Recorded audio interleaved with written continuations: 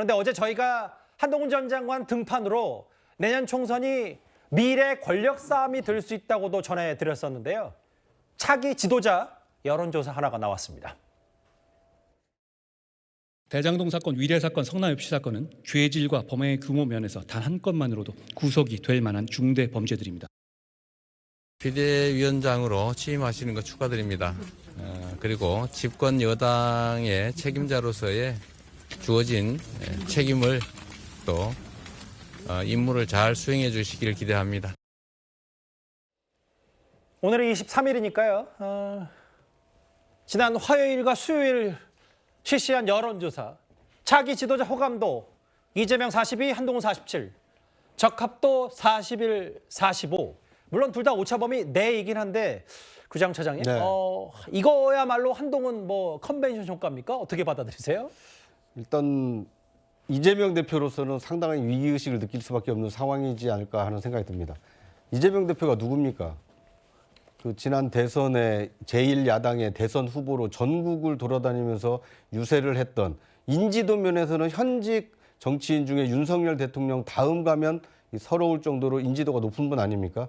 그런데 그분의 지금 인지도, 호감도, 이 지지도는 떨어지고 있는데 반해서 한동훈이라는 이 새로운 뉴페이스는 지금 많은 국민들로부터 그 주목을 받고 있고 지지도와 호감도가 높아지고 있다. 앞으로 어떻게 하느냐에 따라서는 한동훈 장관의 경우에는 높아질 가능성이 훨씬 더 높지만 이재명 대표의 경우에는 지금 사법 리스크를 방어하기 급급하기 때문에 총선 결과에 따라서 크게 좌우될 가능성은 큽니다만 한 장관은 지금 떠오르는 해고 이재명 대표의 경우에는 간신히 지금 버티고 있는 해기 때문에 이렇게 한번 역전된 지지율을 다시 만회하기 위해서는 이재명 대표에게는 굉장히 각고의 노력이 필요할 것이고요. 한동훈 장관은 이제 주마 가편격으로 앞으로 비대위원 참신한 분들로 비대위원을 꾸리고 또 공천도 일반 국민들이 기대하는 것보다 훨씬 더 역동적이고 혁신적으로 공천을 한다라면 아마 내년 총선에서도 호감도와 지지도가 더 높아지지 않을까 생각이 됩니다.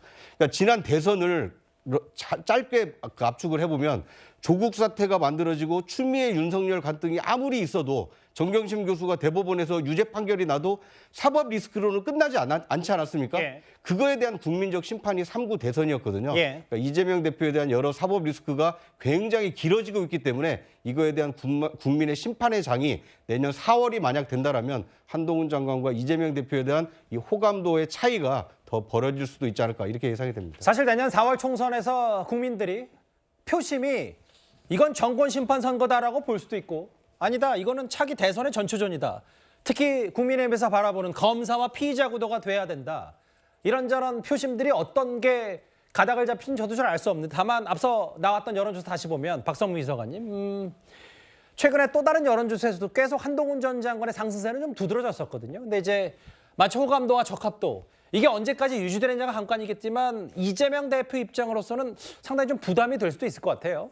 근데 일단은 이제 한동훈 장관이 정치권에 막 등판했기 때문에 이제 시작인 거라고 봐야 되겠고요. 앵커께서도 언급해 주셨듯이 오차범위 내다 이렇게 평가할 수 있지 않겠습니까? 그러면서 한동훈 장관은 사실 지금 일종의 등판 효과를 누리고 있는 시점이고 비대위원장직을 수락했고 비대위원장직을 계속 수행해 나가는 과정 중에서 아마 국민들의 중간 평가는 계속해서 이뤄질 것으로 보입니다.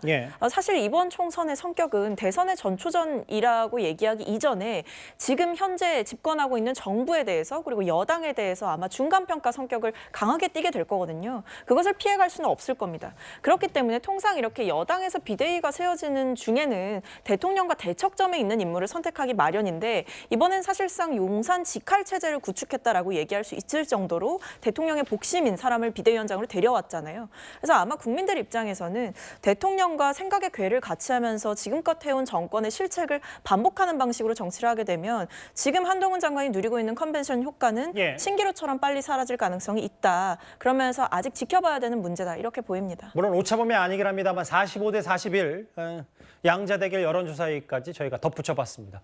첫 번째 이슈는 여기까지입니다. 이렇게 73년생 한동훈 비대위가 공식화되면서 민주당도 이제 본격적인 공세 수위를 높이고 있습니다.